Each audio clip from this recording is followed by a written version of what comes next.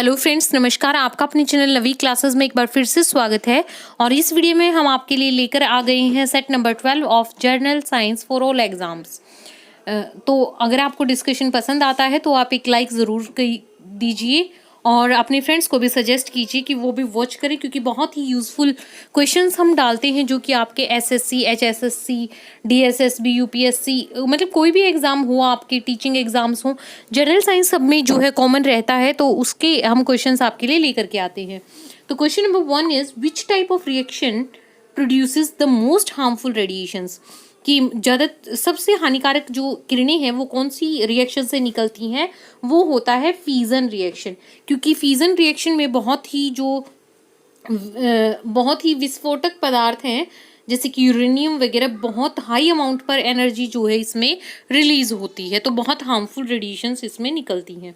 Question number 2 is the energy is continuously produced in the sun due to, कि energy जो produce होती है सन में वो किस प्रोसेस की वजह से होती है, तो वो है न्यूक्लियर फ्यूजन। देखिए, फ्यूजन होता है ब्रेक डाउन यानी कि टूटना, और फ्यूजन होता है जुड़ना। तो वहाँ पर फ्यूजन होता है सन पर गैसेस का, और उसी की वजह से जो है एनर्जी प्रोड्यूस होती रहती है। Question number 3 is in the electrical circuit of a house the fuse act as a, कि घरों में हम फ्यूज लगाते हैं, क्यों, किस पर्पज से, क्योंकि वो एक सेफ्टी डिवाइस का काम करता है। फिर क्वेश्चन आता है कि फ्यूज वायर जो होती है वो किस किस का अलॉय होती है। Fuse wire is made of N alloy of, तो ये होता है मिक्सचर टीन और लेड का। अगर सिंबल की बात करें तो टीन का सिंबल जो है एसएन होगा और लेड का जो है वो पीबी होता है। फ्यूज वायर जो होती है इसका प्रयोग घरों में इसलिए किया जाता है कि जैसे सपोज मान लो कि रिक्वायर्ड अमाउंट से ज़्यादा जो है इलेक्ट्रिकल एनर्जी आती है, तो सबसे पहले फ्यूज़ मेल्ट हो जाता है और आगे जो है फिर इलेक्ट्रिसिटी फ्लो नहीं कर पाती, वो मेल्ट हो जाता है और आगे फ्लो को, आगे के सर्किट को वो ब्रेक कर देता है। तो इसीलिए एज अ सेफ्टी डिवाइस जो है फ्यूज वायर का यूज़ किया जाता है। Question number 5 is at what temperature water has maximum density, तो वाटर की मैक्सिमम डेंसिटी जो है वो होती है 4 डिग्री सेल्सियस पे। Question number 6 is what happens to the density of water when the water freezes, जब पानी जम जाता है तो उसकी डेंसिटी पे क्या फर्क पड़ता है, डेंसिटी उसकी कम हो जाती है, क्योंकि डेंसिटी जो होती है वो होती है मास पर यूनिट वॉल्यूम। तो देखिए, जब वाटर फ्रीज होता है तो वाटर की डेंसिटी जो होती है वो कम हो जाती है। Question number 7 is energy that is produced commercially from coal, coal से जो एनर्जी प्रोड्यूस होती है वो कौन सी एनर्जी है, thermal energy. Question number 8 is what is the another name for energy of motion, energy of motion को और क्या कहते हैं, kinetic energy. Question number 9 is the rate at which energy is transferred, कि जिस स्पीड से जो है एनर्जी ट्रांसफर होती है उसको क्या बोलते हैं, वो होता है पावर। पावर होता है ये, और पावर की जो एसआई यूनिट है वो भी कई बार एग्जाम में पूछ ली जाती है। तो पावर की एसआई यूनिट होती है डायप्टर। डायप्टर।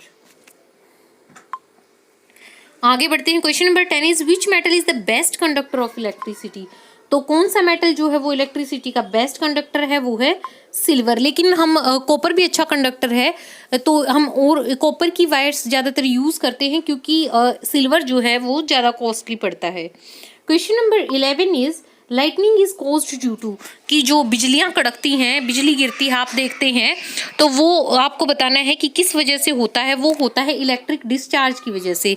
कि क्या होता है कि क्लाउड्स, कई बार क्लाउड्स आपस में टकरा जाते हैं, या फिर जो स्टॉर्मी क्लाउड्स होते हैं जब वो ग्राउंड से टकराते हैं तो वो क्या होता है, फिर इम्बैलेंस हो जाता है और इलेक्ट्रिक डिस्चार्ज होता है। Question number 12 is the force between charge particle, तो चार्ज पार्टिकल्स के बीच में कौन सी फोर्स होती है, इलेक्ट्रोमैग्नेटिक फोर्स।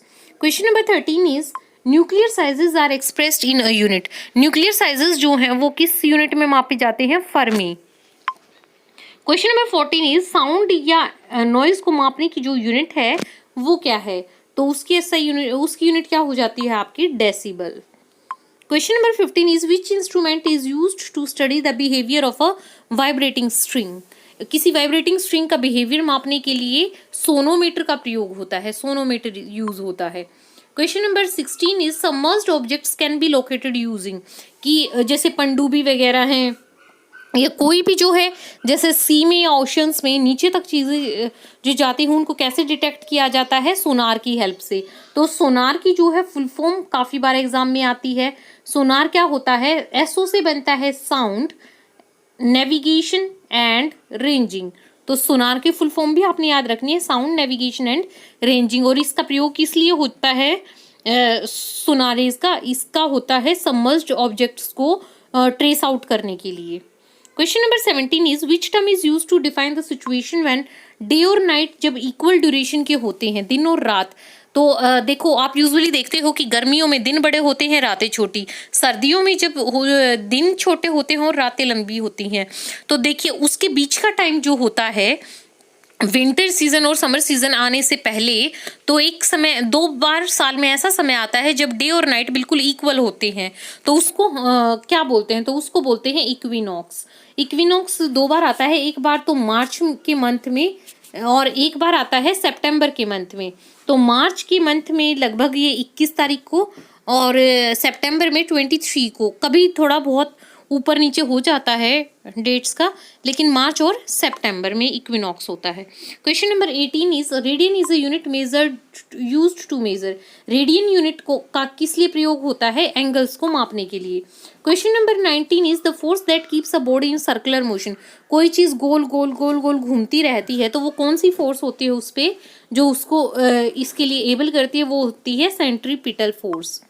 लास्ट क्वेश्चन इस सेट का है, the working of rocket is based on the principle of. Rocket की वर्किंग जो है वो किस प्रिंसिपल पर बेस्ड है, वो है principle of conservation of momentum. कि मोमेंटम जो होता है वो हमेशा कंजर्व्ड होता है। तो अगर आपको पसंद आया है तो वीडियो को लाइक ज़रूर कीजिए, सब्सक्राइब नहीं किया है तो चैनल को सब्सक्राइब कर ले और बेल आइकन प्रेस कर दे ताकि आपको आने वाली हर वीडियो की जो है नोटिफिकेशन मिले। Thanks for watching.